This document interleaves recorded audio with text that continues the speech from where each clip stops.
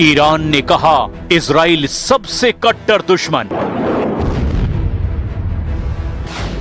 Iran ने कहा America उससे बड़ा दुश्मन।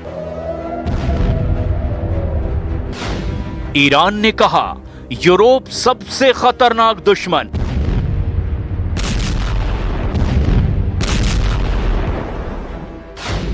तीस देशों से अकेले लड़ेगा खामनेई का ईरान।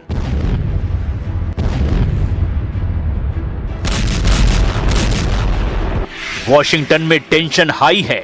ट्रंप नेतन्याहू को ईरान की मिसाइलों का ख्वाब आ रहा है।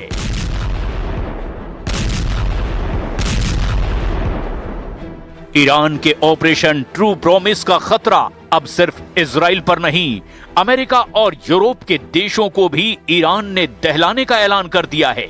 ईरान ने दुश्मनों से भयानक बदला लेने की धमकी दे डाली है, क्योंकि ईरान ये मानता है कि यूरोप, अमेरिका और इजराइल उसके खिलाफ फुल एंड फाइनल युद्ध लड़ रहे हैं। ईरान ने दुश्मनों से जंग में अब की किसी भी मुरव्वत की गुंजाइश न करने की कसम खा ली है।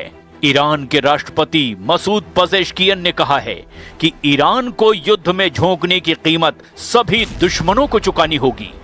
पेजेश्कियन की यह धमकी ट्रंप नेतन्याहू की मुलाकात से ठीक पहले आई है। ट्रंप नेतन्याहू खाड़ी युद्ध की टेंशन के बीच 2025 में छठी बार हाई लेवल मीटिंग कर रहे हैं।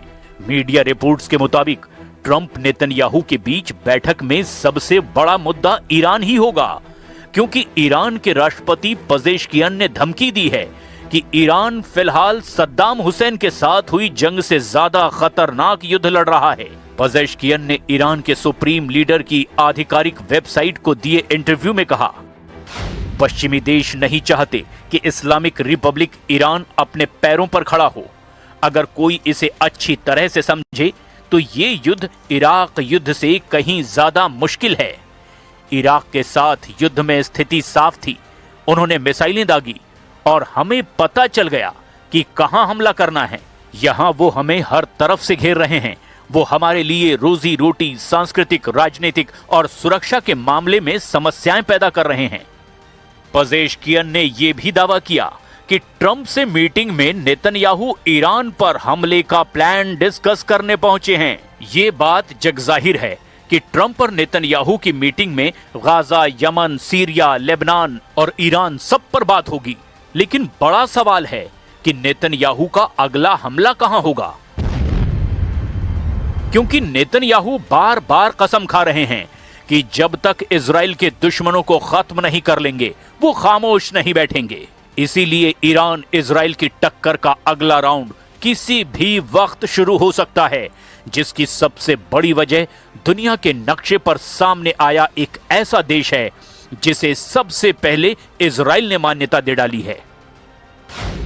ये सोमालीलैंड नाम के देश का नक्शा है, जिसे इजराइल ने मान्यता देकर कई देशों में हड़कंप मचा दिया है। साल 1991 में सोमालिया के तानाशाह सियाद बर्रे के खिलाफ छिड़े गृह युद्ध के बाद सोमालीलैंड ने खुद को अलग देश की घोषणा कर दी थी, लेकिन सोमालीलैंड को दुनिया के किसी देश और संयुक्त राष्ट्र ने आधिकारिक मान्यता नहीं दी।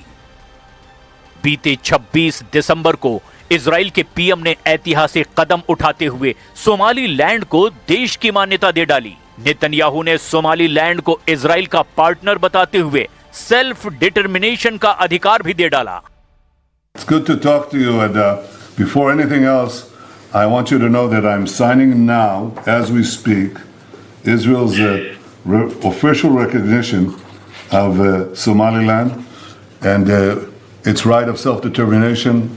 Our friendship is seminal and historic. So I'm very, very happy and I'm very proud of this day, and I want to wish you and the people of Somaliland the very, very best. Somalia से अलग हुए Somaliland को Israel की मान्यता देने से Arab world और Africa के देश भड़क उठे हैं। वहीं सोमालीलैंड में इजराइल का झंडा सजाकर दोस्ती का इजहार किया जा रहा है।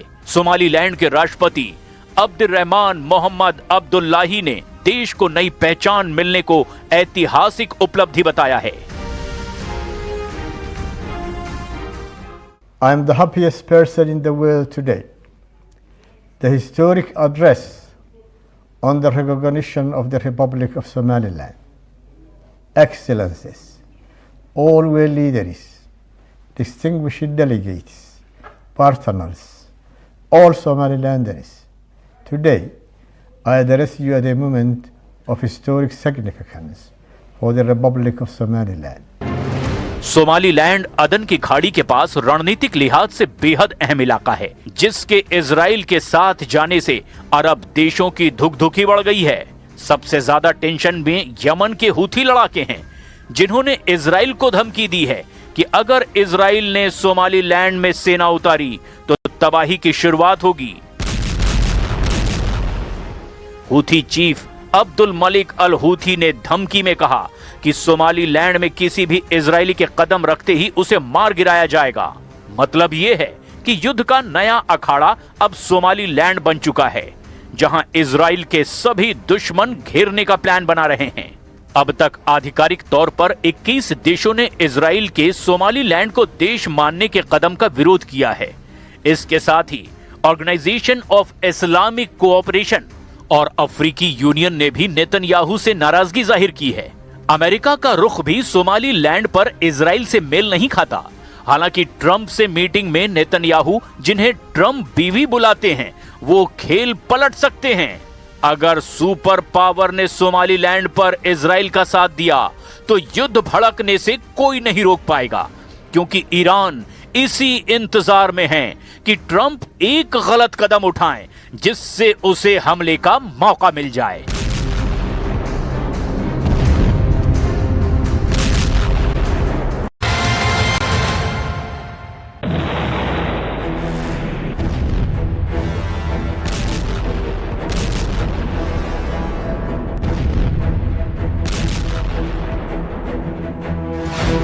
ईरान ने कहा इजराइल सबसे कट्टर दुश्मन।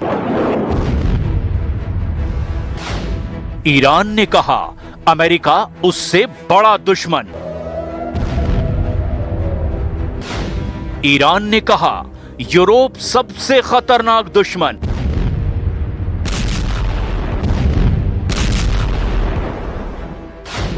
तीस देशों से अकेले लड़ेगा खामनेई का ईरान।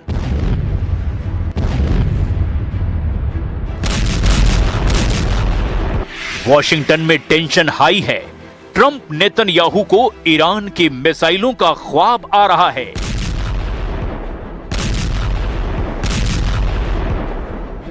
ईरान के ऑपरेशन ट्रू प्रॉमिस का खतरा अब सिर्फ इजराइल पर नहीं, अमेरिका और यूरोप के देशों को भी ईरान ने दहलाने का ऐलान कर दिया है।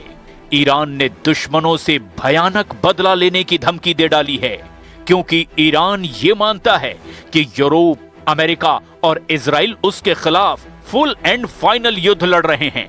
ईरान ने दुश्मनों से जंग में अब की किसी भी मुरव्वत की गुंजाइश न करने की कसम खा ली है। ईरान के राष्ट्रपति मसूद पजेश्कियन ने कहा है कि ईरान को युद्ध में झोंकने की कीमत सभी दुश्मनों को चुकानी होगी। पजेश्कियन की ये धमकी ट्रंप नेतन्याहू की मुलाकात से ठीक पहले आई है। ट्रंप नेतन्याहू खाड़ी युद्ध की टेंशन के बीच 2025 में छठी बार हाई लेवल मीटिंग कर रहे हैं। मीडिया रिपोर्ट्स के मुताबिक ट्रंप नेतन्याहू के बीच बैठक में सबसे बड़ा मुद्दा ईरान ही होगा, क्योंकि ईरान के राष्ट्रपति पजेश्कियन ने धमकी दी है कि ईरान फिलहाल सद्दाम हुसैन के साथ हुई जंग से ज्यादा खतरनाक युद्ध लड़ रहा है। पजेश्कियन ने ईरान के सुप्रीम लीडर की आधिकारिक वेबसाइट को दिए इंटरव्यू में कहा, पश्चिमी देश नहीं चाहते कि इस्लामिक रिपब्लिक ईरान अपने पैरों पर खड़ा हो। अगर कोई इसे अच्छी तरह से समझे तो ये युद्ध इराक युद्ध से कहीं ज्यादा मुश्किल है। इराक के साथ युद्ध में स्थिति साफ थी। उन्होंने मिसाइलें दागी और हमें पता चल गया कि कहां हमला करना है। यहां वो हमें हर तरफ से घेर रहे हैं। वो हमारे लिए रोजी रोटी, सांस्कृतिक, राजनीतिक और सुरक्षा के मामले में समस्याएं पैदा कर रहे हैं। पजेश्कियन ने यह भी दावा किया कि ट्रंप से मीटिंग में नेतन्याहू ईरान पर हमले का प्लान डिस्कस करने पहुंचे हैं। ये बात जगजाहिर है कि ट्रंप और नेतन्याहू की मीटिंग में गाजा, यमन, सीरिया, लेबनान और ईरान सब पर बात होगी। लेकिन बड़ा सवाल है कि नेतन्याहू का अगला हमला कहां होगा, क्योंकि नेतन्याहू बार बार कसम खा रहे हैं कि जब तक इजराइल के दुश्मनों को खत्म नहीं कर लेंगे वो खामोश नहीं बैठेंगे। इसीलिए ईरान इजराइल की टक्कर का अगला राउंड किसी भी वक्त शुरू हो सकता है, जिसकी सबसे बड़ी वजह दुनिया के नक्शे पर सामने आया एक ऐसा देश है जिसे सबसे पहले इजराइल ने मान्यता दे डाली है। ये सोमालीलैंड नाम के देश का नक्शा है जिसे इजराइल ने मान्यता देकर कई देशों में हड़कंप मचा दिया है।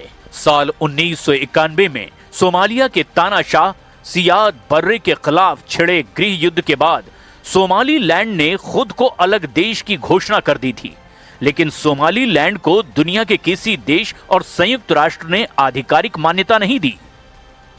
बीते 26 दिसंबर को इजराइल के पीएम ने ऐतिहासिक कदम उठाते हुए सोमालीलैंड को देश की मान्यता दे डाली। नेतन्याहू ने सोमालीलैंड को इजराइल का पार्टनर बताते हुए सेल्फ डिटर्मिनेशन का अधिकार भी दे डाला।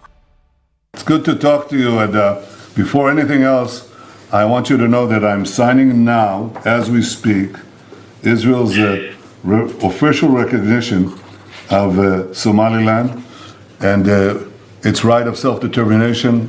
Our friendship is seminal and historic. So I'm very, very happy and I'm very proud of this day, and I want to wish you and the people of Somaliland the very, very best. Somalia से अलग हुए Somaliland को Israel की मान्यता देने से Arab world और Africa के देश भड़क उठे हैं। वहीं सोमालीलैंड में इजराइल का झंडा सजाकर दोस्ती का इजहार किया जा रहा है। सोमालीलैंड के राष्ट्रपति अब्दुर्रहमान मोहम्मद अब्दुल्लाही ने देश को नई पहचान मिलने को ऐतिहासिक उपलब्धि बताया है। I am the happiest person in the world today. The historic address on the recognition of the Republic of Somaliland. Excellencies, all world leaders, distinguished delegates, partners, all Somalilanders. Today, I address you at a moment of historic significance for the Republic of Somaliland. Somaliland अदन की खाड़ी के पास रणनीतिक लिहाज से बेहद अहम इलाका है, जिसके इजराइल के साथ जाने से अरब देशों की धुकधुकी बढ़ गई है। सबसे ज्यादा टेंशन में यमन के हूथी लड़ाके हैं, जिन्होंने इजराइल को धमकी दी है कि अगर इजराइल ने सोमालीलैंड में सेना उतारी तो तबाही की शुरुआत होगी। हूथी चीफ अब्दुल मलिक अल हूथी ने धमकी में कहा कि सोमालीलैंड में किसी भी इजरायली के कदम रखते ही उसे मार गिराया जाएगा। मतलब यह है कि युद्ध का नया अखाड़ा अब सोमालीलैंड बन चुका है, जहां इजराइल के सभी दुश्मन घेरने का प्लान बना रहे हैं। अब तक आधिकारिक तौर पर 21 देशों ने इजराइल के सोमालीलैंड को देश मानने के कदम का विरोध किया है। इसके साथ ही ऑर्गेनाइजेशन ऑफ इस्लामिक कोऑपरेशन और अफ्रीकी यूनियन ने भी नेतन्याहू से नाराजगी जाहिर की है। अमेरिका का रुख भी सोमालीलैंड पर इजराइल से मेल नहीं खाता। हालांकि ट्रंप से मीटिंग में नेतन्याहू, जिन्हें ट्रंप बीवी बुलाते हैं, वो खेल पलट सकते हैं। अगर सुपर पावर ने सोमालीलैंड पर इजराइल का साथ दिया तो युद्ध भड़कने से कोई नहीं रोक पाएगा, क्योंकि ईरान इसी इंतजार में है कि ट्रंप एक गलत कदम उठाएं जिससे उसे हमले का मौका मिल जाए।